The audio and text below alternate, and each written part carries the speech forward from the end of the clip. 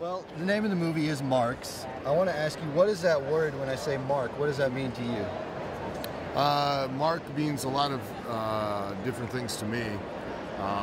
Probably not the same as it does to you, because I was taught what the real meaning of that word was. It's not a fan. Mark is a person that you have marked so that you know they have a certain amount of money that you can try to fleece. And that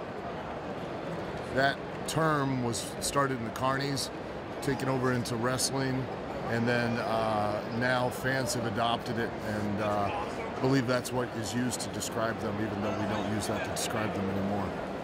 The way that I heard it was that at the carnivals they would actually mark them on the back. Correct. And then that would be to know that they are gullible, basically. Not gullible, no. If you ran the games, the only way you ate is if you got people to play the games. You wanted people to play the games and play them for as long as possible, which meant they spent more money. The longer they played, the more they spent, the better you ate. Very simple. So you don't want to try to, we have here this crowd and we're yelling at everybody. Well, you're not going to get anybody because you're going to turn them off, or you're going to get a couple rubes that are going to stand up here and they're not going to spend any money, and they're going to block the way of anybody else that might be interested. So you always want to make sure you focus your time and energy on that one person that you know that really you have the best chance of making some kind of income from. So much like department stores and grocery stores are now set up, they're much set up like the old carnivals, which was the ticket booths at the front, the main attractions at the back. Go to any grocery store, it's the same way, so that they can literally pick your pocket as you go all the way to the back and pick it all the way back out. So the ticket booth was at the front, the games were along the side on the midway, and when you would buy a ticket, guy here running the camera is running the booth. He would try everything he could to try to look and see how much money you had as you paid. If he could determine that you had, seemed like you had a fair amount, he would signal me across the way, and I would either take a piece of chalk or some dust, and I would walk by and brush him and mark him, so that people that were running the games would now know they'd focus their attention on him, as opposed to just everyone in general. So now do you think that term mark is a derogatory term towards people? No, I don't, because nobody actually knows what it really means. You're using the term, you didn't even know what it was. So, I think the most ridiculous term is smart mark. It's the most oxymoronic one, because you can't be smart to something and be a mark for it.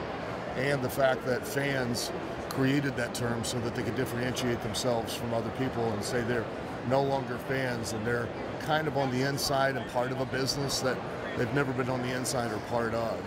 And at the end of the day, until you've actually been in and done and performed and have experience doing what we do to try to generate a greater audience the next time, so you're better off feeding your family, you have no idea what you're talking about.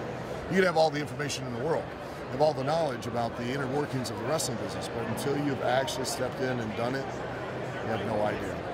So then I'll take it that you're not a fan of the dirt sheet websites? Oh, I don't mind. I don't mind. I think the dirt sheet websites and all of that are interesting. I think that people that pay their money are entitled to their opinion. I have no problem with them whatsoever.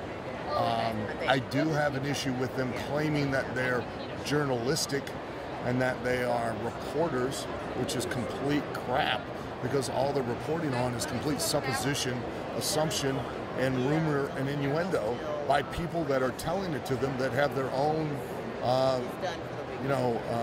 their own angle that they're trying to get across, their own, message that they're trying to get these people to transmit, and they just take it as if it's fact and, put it out there.